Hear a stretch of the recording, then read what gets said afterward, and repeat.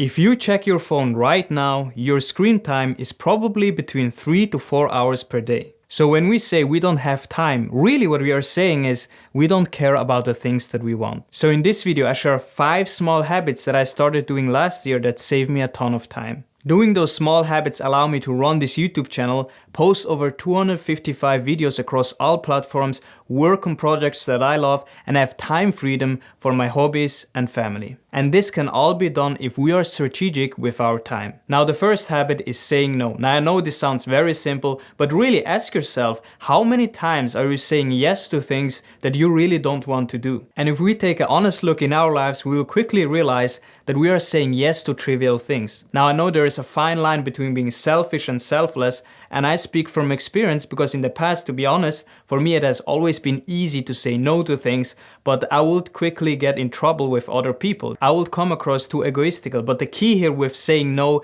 is you have to explain it, especially to important people. I talk about family and close ones. You want to explain to them why you can't do this activity or why you are denying this request. Because a lot of times people won't say no because they are scared of what other people think of them. For example, if you have an important project, let's say you want to start your own online business and your family members are taking a lot of time and you have all those activities and obligations that you have to do, you can explain to them, look, I'm starting a business and a business is very hard. It's so complicated. It takes a lot of time, but it will also benefit you along the line. If I get successful with it, I will have more income and so on. A simple explanation like that does wonders. Now on the other side, for most requests, you don't have to explain yourself because this is all predicated on having goals. If you have a goal, if you have projects, if you know what you want, then it's very easy to say no. You just know when to say no. The second habit is avoiding drama. If you are constantly involved in drama, it will suck out your energy and you will lose a lot of time. So drama is absolutely pointless.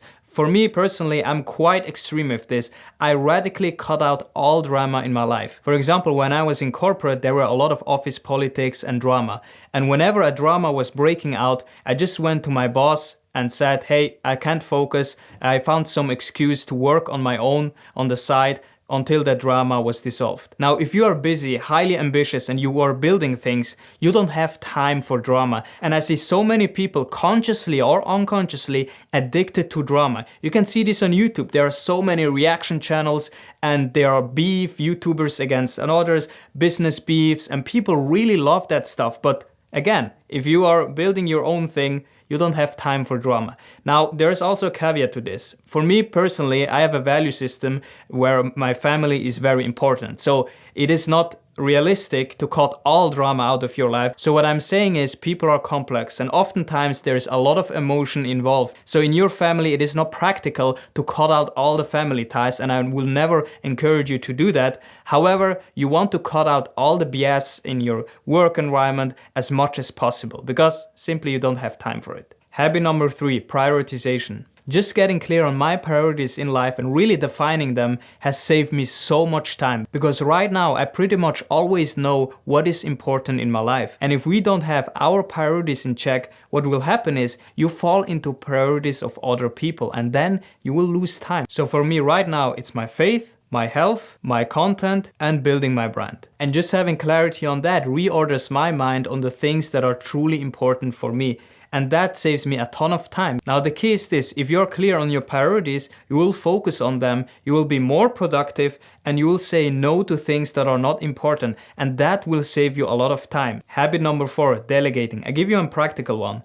In December 2022, I outsourced my video editing. So back then for me, editing one YouTube video will take me about 5 to 6 hours because number 1, I was not an experienced video editor. Number 2, I really was not enjoying that task at all. So just doing that saves me 5 hours per one long-form YouTube video. And usually I produce 3 YouTube videos per week. So 15 hours is saved. And to give you another tangible example, I found an AI tool that can automatically clip my long-form YouTube videos into shorts that I can repost on all the different platforms. And to be honest, I can't really quantify how much time it saves me because it's so much. And that is the power of delegation. Now I only talked about my content creation part where it saves me so much time. You can also ask yourself, what can you outsource in your life? And sometimes it doesn't have to be expensive. Right now, if you are a business owner or starting a business or you are working in a corporate job or whatever, you can use AI tools. There are countless of YouTube videos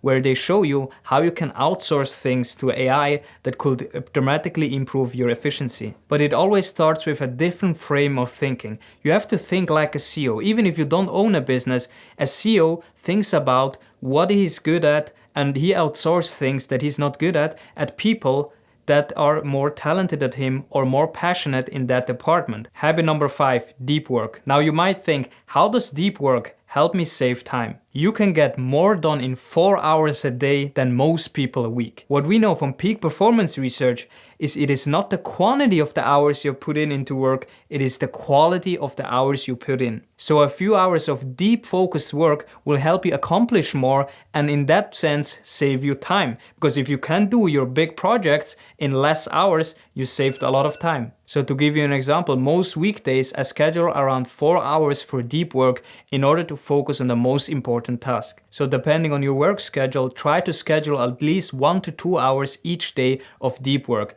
Typically for most people it is in the morning. So if you have a 9 to 5 job for example, you can schedule like 1 hour to do your side hustle.